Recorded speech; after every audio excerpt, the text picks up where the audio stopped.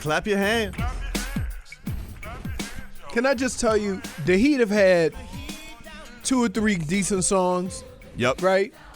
The Marlins can't get one. You didn't like Nope. You didn't like Marlins Will Soar? Creed. Nope. Let's play ball. Stop. It's game day. The only person that liked that is Haslem. Definitely, because Pearl Jam and Scott Stapp, the samesies. Samesies. We were talking during the break. So Friday night, I loved Friday night. Friday night was a lot of fun. You get it, Mr. Zamboni guy. You get it. 42-year-old David Ayers. Enough with the Zamboni guy. 42 years old. I wonder how much he got paid for that. Oh, you got like $500. $500 to only give up 2 goals. We paid $70 million for a game. Now, let's do the math. Do the math. Well, you want to pay $500? I don't want to do the math. 500 or $70 million? Sign him. No. Sign him to a deal. No. He can only play once a week, but that's fine. He's 42. You think if you just stuck him in there regularly, he'd do that? Oh, so you think? Well, we know what he's not going to do. What? Give up 4 a game.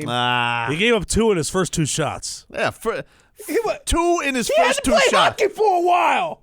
Give him a break. You want him to limber up a little bit? Yeah, he probably had to do some more stretching. I really liked Friday night with the Miami Heat where they did the flashback event. That thing turned into a comedy roast. How many people went? I don't know. It looked packed. There was nobody in the upper deck really. Okay, so but probably but it was 10, all the lower bowl seemed like it was 9,000, filled. 10,000? Yeah, I would That's say something lower like deck. that. Yeah. Something like that. But there were a couple parts that I really, really loved. But the one I was a little worried about, so they did, basically it was like This Is Your Life, chapters of his basketball career. And they get to the 06 season, and Shaq wasn't there, but they bring up Zoe. And Zoe was getting the business from Udonis Haslem and Dwyane Wade. And they were all laughing, and everybody's laughing, and Alonzo's like, ha, ha, ha, ha. I'm a fun guy. When did this turn into you a... guys don't know me, but I have an amazing sense of humor, You just don't see that side of me too often. And I talked to Udonis Haslem. Listen, I talked to him beforehand. He's an intense man. Like I'm still like, when I've interviewed a bunch of people, but Alonzo, I talked to Alonzo beforehand. He's just like, man, this dude is intense in life. His voice is intense. He's deep thoughts on everything. He just gives you thoughtful. I don't think he liked them roasting on him. No. He was having a good time. Like he was out there dancing to Rick Ross. He looked like a good. He was the only. I mean, honestly, he was the only guy dancing to Rick Ross. The Rick Ross performance was kind of weird. Nobody was dancing to Rick Ross. A lot of fuddy-duddies in the crowd. That's what happens when you bring sponsors to an event. Sometimes they're not there to get loose with Rick Ross. But Alonzo was. But when they're making fun of him and they're making the jokes, it's just like it's kind of like, you just never quite know when you're going to say the thing that gets him set off. I don't know, Leroy. That's why you do it in a public. Hey, that's why you do it in a public surrounding. Yep. Right? That's why you do it there, because if he's getting mad, he ain't going to do nothing in front of all these people. Right.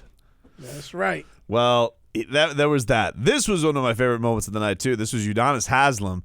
They bring up Ray Allen. They do a great story time about the ropes. Ray Allen, you want to tell us? You know what? He told this great story about the Eastern Conference Finals a couple of years back where the Sixers beat the Bucks, and he talked about those damn yellow ropes. Mm-hmm. And he goes, I started thinking about those yellow ropes back from the Bucks Sixers series, and that's why I was so angry at them when they brought them out again. But the best part was Udonis Haslem saying, "Listen, if these Celtics want to go out there and they want to be crybabies, we got you, buddy. We got you." Right, dude. We thought Boston sent you over here to be a spy. Yeah, we didn't know. We like, what's you don't going even on? know, Ray. We was worried. But once we knew you was one of us, it was all love, baby. So if they got a problem with you, they still got a problem with us then. Right. Whatever that is. You're right. Whatever that is. You're right. Whatever they want to do. And I have to say, we old, D-Wade retired, CB retired. We got nothing to do but fight. So if they want to fight, we can fight. I know UD, he got all of our backs at all times, and I appreciate. I love it. He always want to fight. He always like, let's go. We gonna fight? Hey, what we gonna do? What we gonna do? He already cursed. I mean, let me tell you something. Who's their enforcer? Kendrick Perkins? You've been seeing Kendrick Perkins on television lately? Because say what you want about Udonis No, Haslem. but he's a Heat fan. I know he does love the Heat, but Right. but you know he's got to stand up for himself. That is such a sensitive group of guys. The 08 Celtics. Okay, but let me ask you this: if LeBron is part of this, is Perkins gonna fight against LeBron? No. Yeah, I don't think LeBron's gonna be part of it though. He's still like in the prime of it. I don't think he's got time to anchorman rumble. Oh, somebody has been. You don't dance to Rick Ross. You fire up a blunt. Oh, really? So we were just all getting high? No, I'll tell you who was dancing to Rick Ross. Alonzo Mourning. Right. So He was doing the double fist pumps. Oh. Oh, yeah. He was getting after it. What? Wait. Oh, yeah. Wait. He was getting after it, Leroy. He was almost, he had like, you know, like if you ever saw. No, I don't know. You see like an Irish guy who goes like this? He had the double fists up and he was kind of just doing the pump like this. Almost like he was on the Stairmaster. What are those things called with a thing where you go like this? The climbers? Yeah, the climbers. He was that, but paws in. And he was like doing the pump. He was doing the pump to Rick Ross. People saw it. If you were there, tell me 67974. Tell me you didn't see the Alonzo Mourning pump. It was going down. I'm telling you. It was. Well, I got a question. I'm sure I can't believe Leroy had missed a giant opportunity to slander Udonis Haslem, but he was hammered.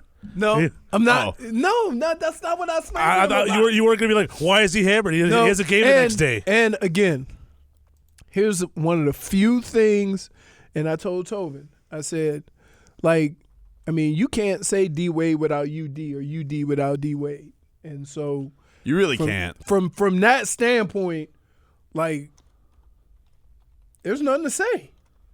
Look, if I didn't like UD, there's no way in hell I make this much fun of him. That's a fact. That's the truth. Okay? So y'all see every time I'm with him, I take a picture. -1, Robbie. What? Excuse me. -1. For what? You're justifying your behavior. I'm not justifying. You're justifying it. You're justifying it. Can I hear from Goran Dragic? Goran Dragic, speaking of Rick Ross, when I was in the locker room, Leroy, I decided there was one person I needed to critique Dwyane Wade's rapping skill, and that person, of course, was Goran Dragic. And so I asked him what he thought of it, and here's what he had to say. Yeah, it's I got traded from Phoenix. To Not that here. one, Robbie. Not that And one. we That was the one about Dwyane Wade in the phone call. I'll get to that one in a minute. I think of him and Dwyane on the Rick Ross track. It was cool. Dwyane surprised me. You know, he got some bars. He can rap. I didn't hear the OG so much though. He was more in the back. Yeah, but it was cool. Yeah.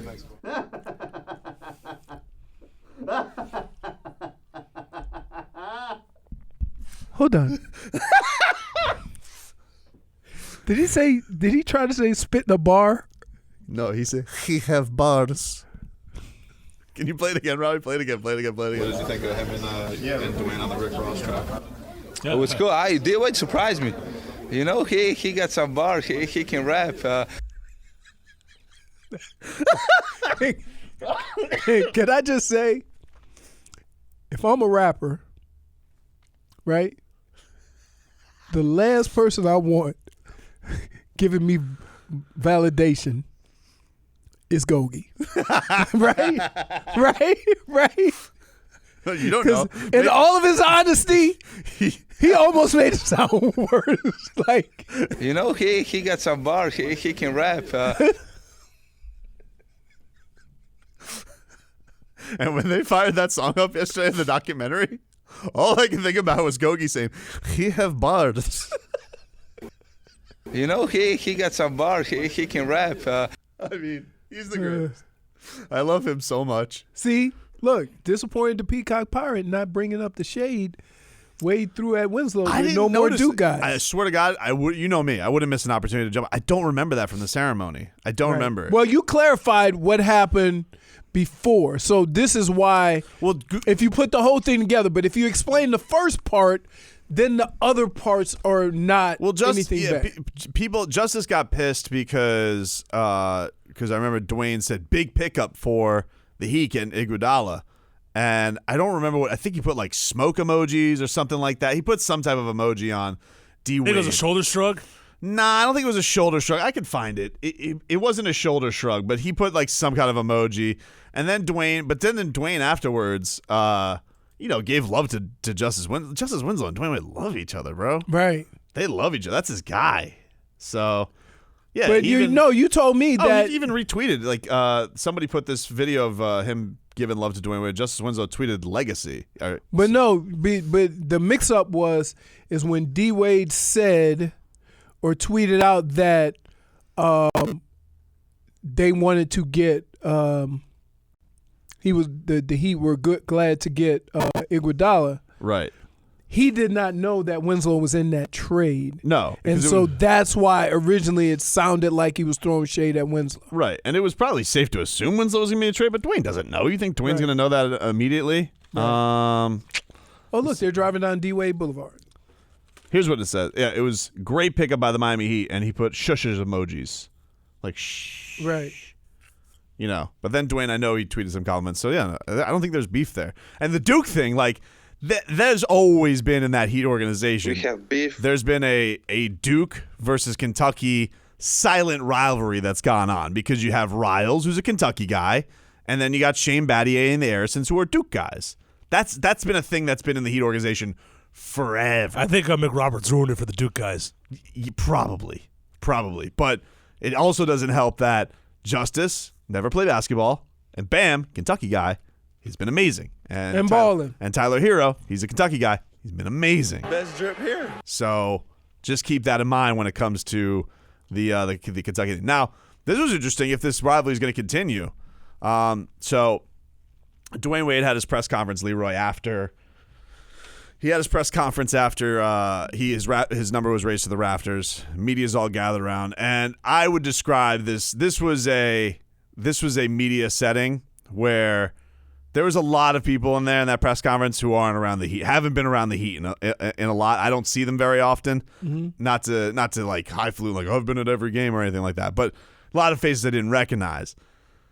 And this was a press conference. I mean, it was a love fest. Mm-hmm. And you remember the old Saturday Night Live bit with Chris Farley and Paul McCartney, mm-hmm. where Chris Farley's like, you remember when you wrote that song, Here Comes the Sun? That was awesome. And so, like, all these questions to Dwyane were just like, Dwyane, you remember you won those championships for Miami? That was awesome. Like, that was basically all the questions. Right. When did Bill Simmons show up to the press conference? It's what they all sounded like, Robbie. Everybody was just basically telling Wade how awesome he was, and Wade was just kind of running with it and saying whatever he wanted. But you know what I've said about Dwyane Wade, right? Mm-hmm. I think one day he's going to be president of the Miami Heat. He's going to be the president of the Miami Heat, especially when Pat Riley retires. Right now, he's kind of shadow president. He's doing the side cruiting, but I think he's going to come back in official capacity. I got one question in, Leroy. All right? One question. I need to know if Wade was coming home. Ever. If he was coming back. Oh, yeah, I heard that. And this is what old Wade had to say. Talking about the next chapters and all that, and I'm sure you have a lot of big plans. Does any of that, have you envisioned anything, coming back to the Heat in some kind of a role post-basketball once, some time has passed by? I've definitely talked about it. I definitely thought about it. If the right time and the right moment, presents itself where I want it back and it's the right situation for me and my family and it's the right role for me, then of course I would do it. I mean, I'm happy to be, doing TNT right now because it keeps me close to the game. It keeps me at an arm reach from the game, but it keeps me close. So if one day, if that's a part of my journey and a part of my path, then of course, sign me up. But right now I got other things I want to build and I want to do. I don't feel like the Heat going nowhere. I don't think the Harrison's going anywhere. So we'll have that conversation at a later date.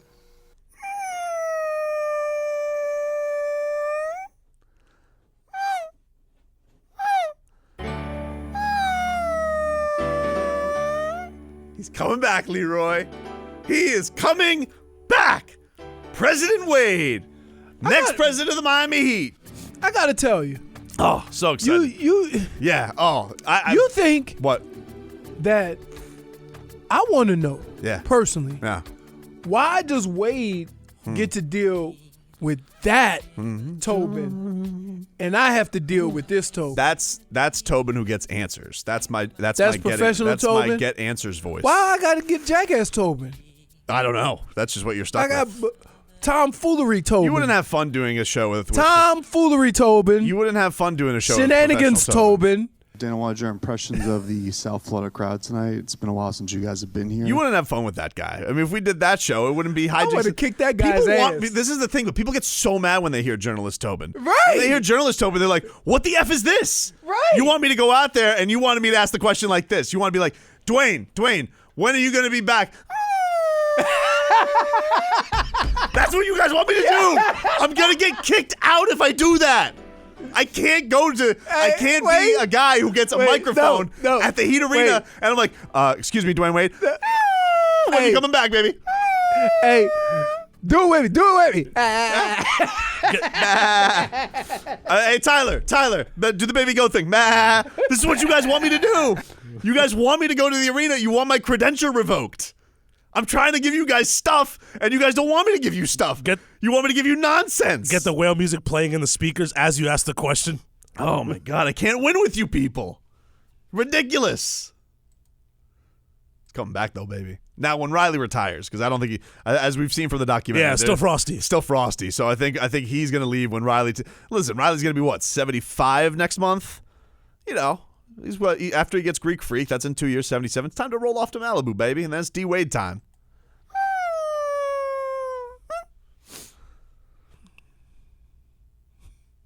Back after this.